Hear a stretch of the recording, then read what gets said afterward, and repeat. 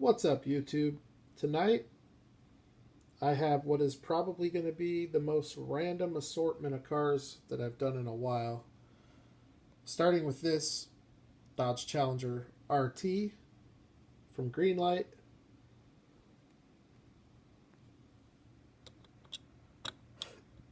I love the casting, I love the tooling. Personally, I like it better than the True LE from Auto World. There's something about that casting that I find off. I don't know what it is. I can't put my finger on it, but I think something is suspect with it. The fact that they destroyed the tooling, I don't know. There's just something about it that looks a little silly to me. I think this is a much better tooling. And that's rare, because most of the time I'm going to favor the Auto World tooling on toolings that cross over. There are a couple exceptions. I think there's a Mustang tooling where I prefer the Greenlight. But obviously almost all the other toolings, Auto World is... Not that there's a lot of crossover, because there really isn't much. But this Challenger is pretty much on point from a scale standpoint. Proportionately, it's very much on point. It's a very wide car. It's a very large car for being a two-door. But, you know, these cars in real life are just huge. I was in my wife's Avalon the other day and pulled up next to one of these at a red light. And I just remember thinking, just looking at it, thinking, damn, that is a big car.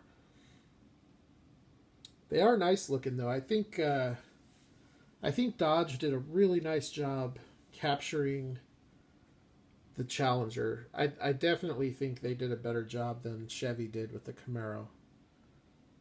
Not to take anything from the Camaro. I like those cars a lot as well, but I think when you're trying to compare it to the lineage, I think that the Dodge is just better in that aspect. So, really cool Greenlight car. I hope that they do this as a Hellcat soon. I don't have very many of these. In fact, this might be the only one that I have at this point, as I have been trimming a lot of my Greenlight fat. I had about 600 Greenlight cars, and I think I'm down to probably just a couple hundred now. But it's quality, not quantity. All right, so might as well look at this one and get it out of the way. This is a Greenlight tooling that makes no sense to me. Actually, the tooling makes sense to me, but this particular release makes no sense to me. I don't like that Greenlight only configured this for the Mad Max car. I'm glad that they did the Mad Max car because it's awesome. But the fact that they cannot release this as a stock Ford Falcon XB, it really limits the use. You know, this car was never produced like this. So it's just a totally custom car. And it's nice to have the Mad Max version. I like the Black Bandit better because it's a satin black. And then it's nice to have one light color example of it. But beyond that, I don't see any more reason to be producing this car. But if we get one thing out of the tooling, I'm glad that we now have these wheels at our disposal, because I like these wheels a lot. Some of Greenlight's better wheels, in my opinion. I could see those working really well on a lot of different cars, including the K5 Blazer that's on its way out. So there's that one.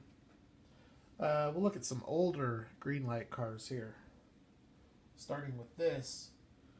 These are going to be older Motor World cars. Ford Fusion factory color, factory prototypical wheels, transparent lensed headlights, translucent lensed taillights, side view mirrors, dual exhaust, very highly detailed. This is an old Greenlight tooling that didn't get released very many times. In fact, I think it's only 2 or 3 times that it was released in a civilian deco, and then another 2 or 3 times where it was released as like a NYC Department of Sanitation. There might have been a police car release or something to that effect. But I don't think it's a tooling that they got from High Speed. I'm pretty sure it's a tooling that they did. Maybe they got it from someone else. I don't know.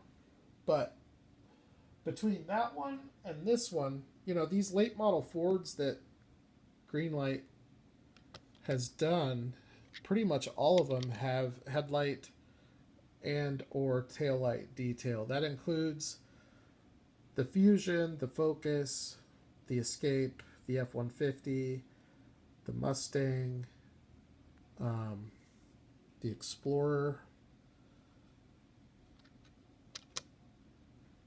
There's the Escape.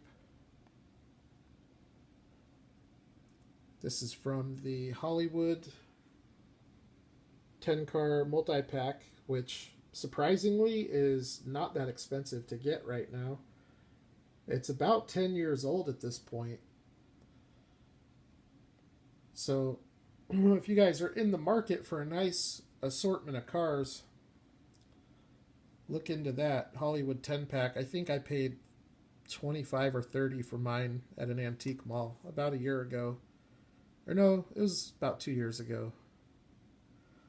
This is before we lived in this house, but this car was in that 10-car assortment.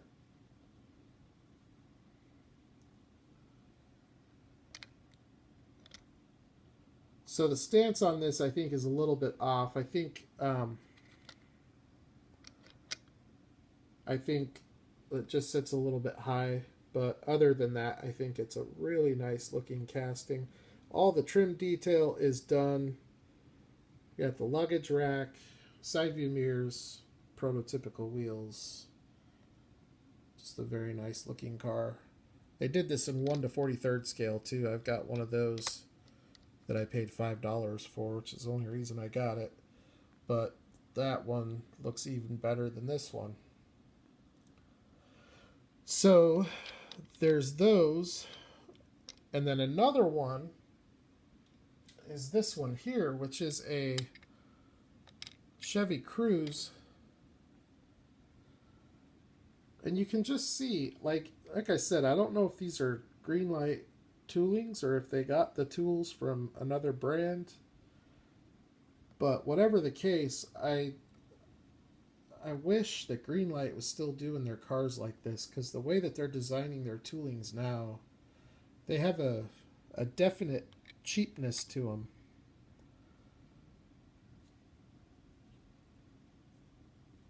And I know with these, they were going for, well, they were clearly going for accuracy and realism, which is why they did the prototypical wheels and lenses for the headlights and taillights and all that kind of stuff. Now their focus seems to be, you know, how can we design the front of the tool to configure it to get multiple years out of the casting. And back when these cars were coming out, they were only doing, okay, we're going to do this car for this year. Like this Chevy Cruze 2013. Now there might be a 2011, 2012 might have been the same exact car. I don't know. But when you look at these 3 Greenlight cars and you look at some of the cars they're coming out with today, to me it just seems like they've gone a little bit in the wrong direction.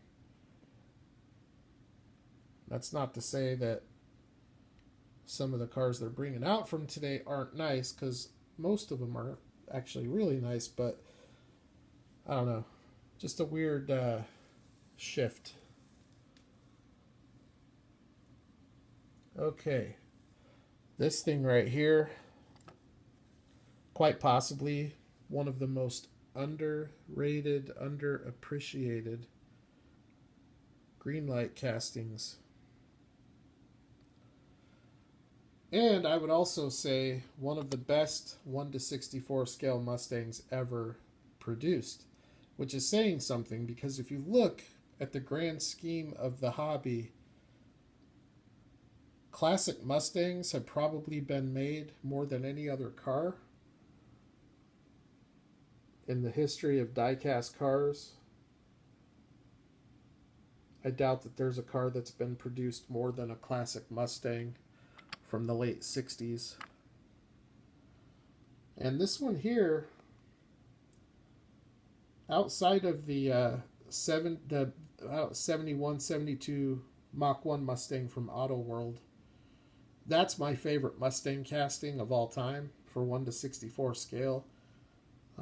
This one here would be my second, but with that one it's the tooling. With this one it's not so much the tooling, it's just the execution. It's based off of an actual car that sold at Barrett Jackson. It's a Shelby GT350. The Shelby GT350s were available as they had a street car and a race car for the year. I don't remember what years they were, 65 through 67, I think. So I think 67 was the last year that Carroll Shelby personally worked on them. But the racing car had the blue dot tires, and the street car had the white lettering tires, I think. Greenlight put that detail on the car. When I first got this, I thought it was an error. And I thought that it was just runoff from the tampo, the rocker panel tampo. So I switched the tires out and put some white letter Goodyears on it. And then once I realized that the blue dots are accurate to the car, I quickly put them back on the car, because it just really is a nice looking car. So much great detail in this car. Like, check out the grille. The Mustang logo with the ribbon. You've got the hood pins. Has an opening hood. The hood opens up quite nicely. Closes quite nicely. Then you've got the blue rally stripes. All the trim is detailed. Silver chrome trim. The wheels look great. Love the wheels on this car. Number 509. And then, of course, the back of the car also looks fantastic. The taillights just look great. For being sculpted and painted detail, those are not insert taillights. Just very, very nice. I think M2 did a car very similar to this, but when you look at that one and look at this one, to me, there's no comparison. Sorry about that. The M2, the bumper's a separate piece. The taillights are all separate pieces. If you look at it cross-eyed, the bumper will fall off. And plus, it just looks cheap building them like that. It just looks cheap to me. This looks clean. This is Auto World's way of doing the cars. Everything is sculpted and painted, which to me, if it's done right, it doesn't take anything away from the detail, but it adds a lot to the quality, the build quality. Look at the lines on this Mustang. That is a sharp looking car. I would say if you guys find this one out and about If you find this at a retail price point, $5.99, $6.99, or your Hobby Lobby $7.99, go ahead and buy it. It's definitely a car worth having. Very cool. So here's another one. It's a Kyosho Ferrari. I love the car. Has a couple of imperfections with it. If it had one imperfection, I could probably live with it. But the fact that there's two, I might have to replace the car at some point. Both of the imperfections are factory imperfections. The first one is right here on the rear quarter panel. There's a slight smudge. It's very hard to see with the naked eye. It almost looks like a glare. So that's one. And then the other one, this one's pretty much impossible to notice without the camera. But that left bumper is a little bit crooked. Otherwise, the car, it's really a beautiful car, in my opinion. I love the classic Ferraris from Kyosho.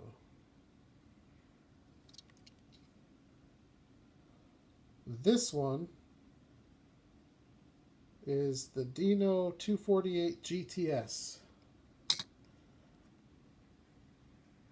Got the Targa top.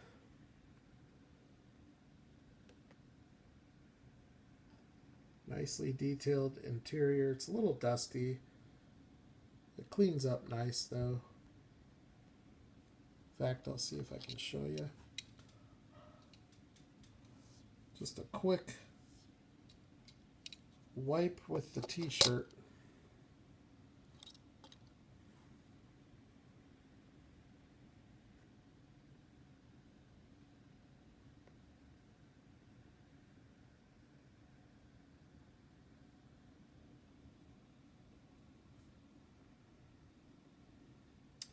Very cool car. This one is going to set you back a little bit more than the Greenlight Mustang.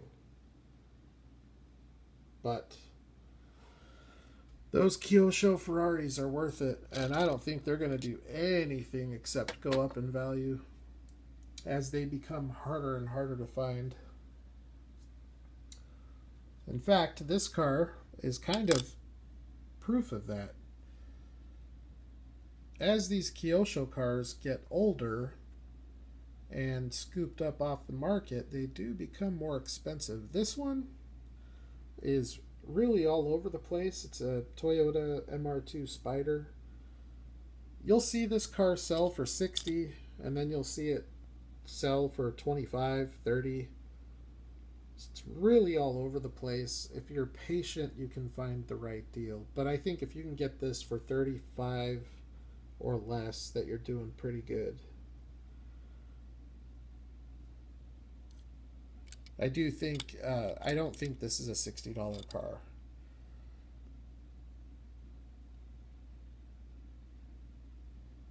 But I also don't think that it's a $20 car.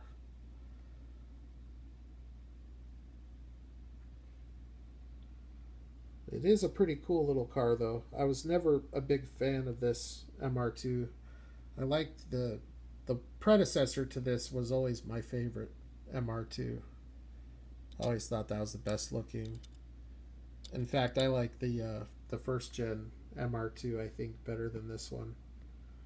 But nobody's done the first gen MR2 in premium detail. Actually, CM's did it, but it was a prototype and it's impossible to find. But I know someone that has it. It's just amazing. I would pay good money for it. If any of you have that CM's Toyota MR2 and you want to make a couple $100 on it, let me know. That is a casting that I would come out of pocket pretty strong for. Okay, another Toyota. This one is a Tomica Limited Vintage. This is the Crown Royal Saloon. This was released with 2 colorways. The first colorway being the one you see here, which I don't know if the camera will pull it out, but it's a pearlescent metal flake white with a gold rocker panel. The other color was a gloss white with a gloss white rocker panel. I opted for this one. It's one of the few cars that I got from the Toy Pimp where I got there in time to have my pick of the colors. But I love the car. He only had 2 of these ones left though. He had a whole pile of the white ones. Love the car though, just some killer detail. But that is par for the course for Tomica Limited Vintage. It just goes without saying. They are, in my opinion, unequivocally the best diecast brand out there when it comes to replicating cars in 1:64 scale. If they could only improve their tooling catalog, which they are doing. They have some really cool stuff coming out in 2019. Besides the Ferraris, there's some other really cool stuff they're bringing out. Okay, the rest of these are all going to be imports. This one people seem to like. It's a Aston Martin V8 Vantage. I believe this is a 1984 or maybe it's an 85. Somewhere in there, but absolutely beautiful car. And Kyosho destroyed it, man. They really crushed it with the replica. They did a great job. And I like it a lot. I like the color too. I definitely think I got the right color. I don't even know what other colors it was available in. I think it was available in black. Which, by the way, would look great. This car would look great in black. But I like it just how I have it here.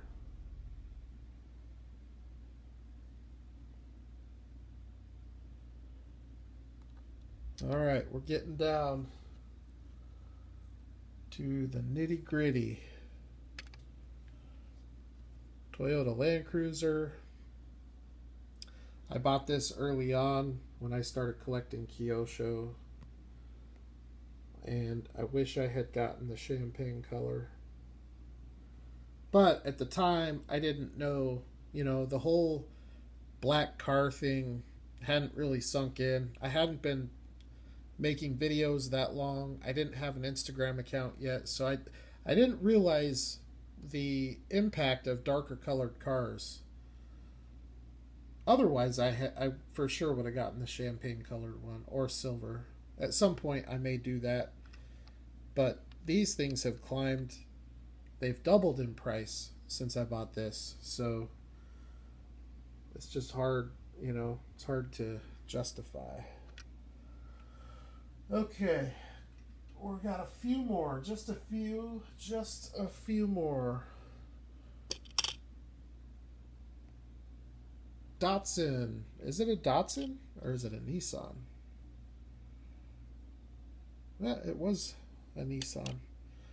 It's a Nissan 240Z, as it were, as our friends up north say. 240Z, fair lady.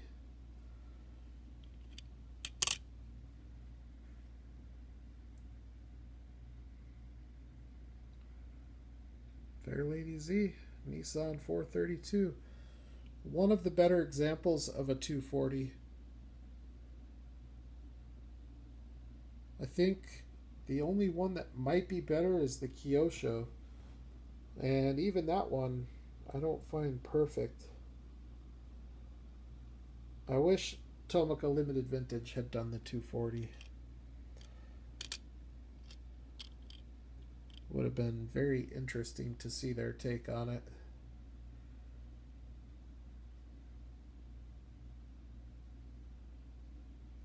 I think this is a good looking car though. Now, Konami also, they did the 240 a couple times. They did the Fair Lady, and then the other one, I forget what the other one is, but it's a 240, but the other one that they did looks silly to me. Like, the stance on it is ridiculous. It sits way high. It sits higher than the M2 does. And the M2 is actually a decent tooling, I think. It's not this nice, though. It's not this accurate.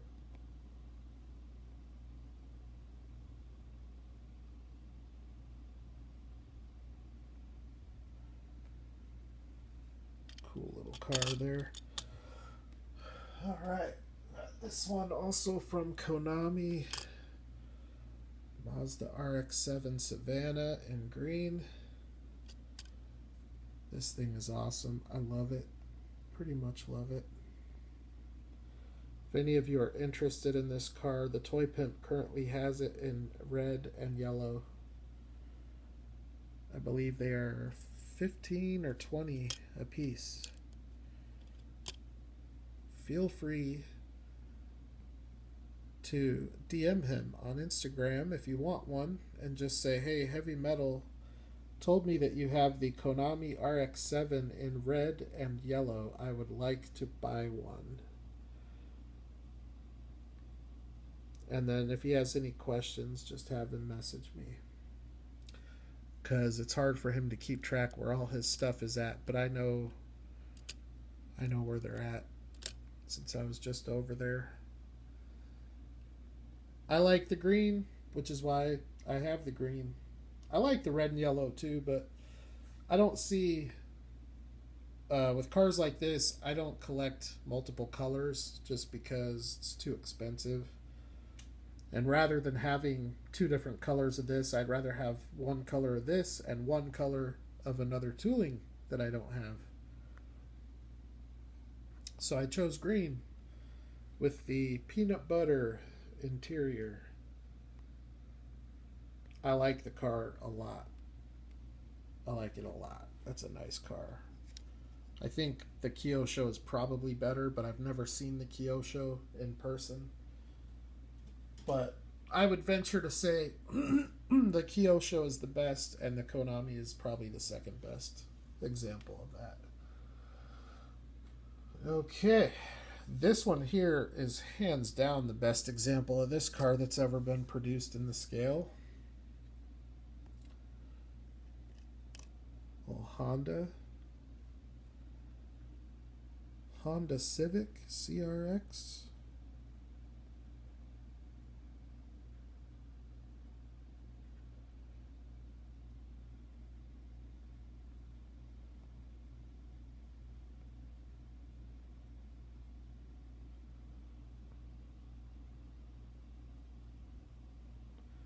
That gray interior, man, I'm telling you. As a kid that grew up in the 80s and 90s, that gray interior is so spot on.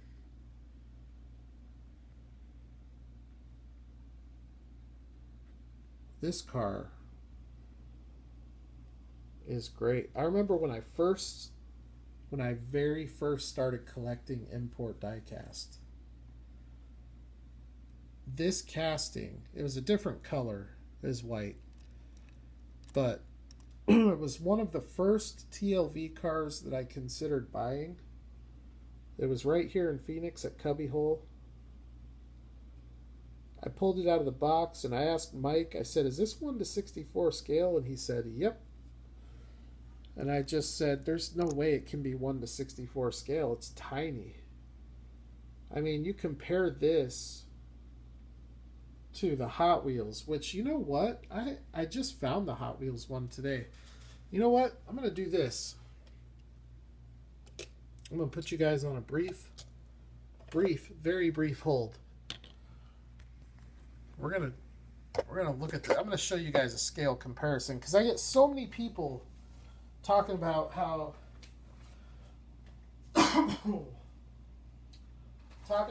these aren't scaled right. In fact, Martin just not too long ago messaged me about the Aoshima Jimny, the Suzuki Jimny, saying, "Oh, it's way too small. It's not 1:64," and in actuality, it is. It's true scale. So people don't realize how small these Japanese cars are. But look at what I found today. I was at my local grocery store today, and I found somebody's hiding spots. I found a couple of these. I found a bunch of the Japan Historics 2.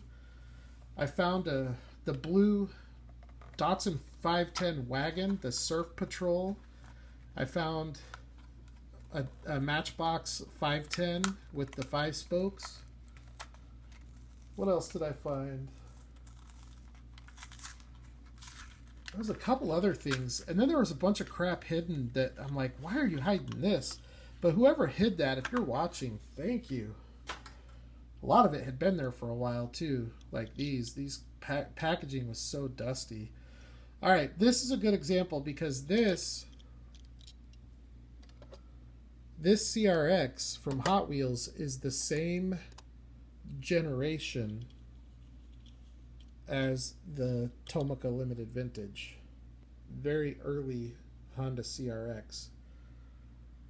But look at the difference in size. The Hot Wheels is probably 1:58. I wouldn't say it's quite 1:55, but it's much bigger than 1:64. I know it's custom and it's got the fender flares and all that, but the general size of the car is the same. But the Tomica Limited Vintage is true 1/64 scale. That's a cool Hot Wheels Real Rider that I get to add to my collection right there. My camera's freaking out. I hope I'm gonna have to end the video soon here.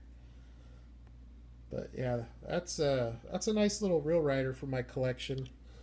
I'm gonna try to wrap this up. There's only one more car, but before I show it, I want to see if I can give you guys a real scale reference here with this Honda CRX. Keep in mind, these are the only two brands that claim to be true to scale. Tomica Limited Vintage and Auto World. The CRX is like half the size, but it's scale accurate. So it took me a little bit of getting used to, because I thought the same thing everyone else did. I thought, no, that's way too small. But it's not. It is not. Those Japanese cars were tiny. You know? They didn't have the big highways that the U.S. had back in the day. And that's what I think a big reason why America's cars were so much bigger than everybody else's, because America was so undeveloped at the time. You know, everything was open road. Towns were far apart from each other, so they made big, comfortable cars to get you from town to town. Whereas in cities like Tokyo and London, you have to have tiny cars because everything is so congested. Last car. Also from Tomica Limited Vintage, the Subaru Legacy. Guys, if the camera shuts off, I'm just going to wrap up the video. This is also true 1/64 scale. This one looks more accurate to scale, even though the CRX is. It's just deceiving because it's a small car. But anyways, I love this Subaru. It is one of my favorite Subarus in the scale. There are a few. I have a Kyosho Impreza that is my all-time favorite 1/64 scale Subi. But this one's definitely up there. And on that note, I'm going to call it a night. So you guys have a good Monday. Have a good week. Don't work too hard. Happy hunting. I did get the lid glued onto this with that Dow Corning 732. That stuff is awesome. You guys should all buy it. A tube. So many good uses for it. All right. You guys have a good week. I'll holler at the next video, which will be soon. I have a couple packages on the way. I'm hoping to have one of them tomorrow or Tuesday, but it seems to be hung up at my annex. So, worst case scenario, later on this week, I'll have some pretty cool content for you. So, thanks for watching. Leave your thoughts below. I'll talk to you at the next video. Have a good week.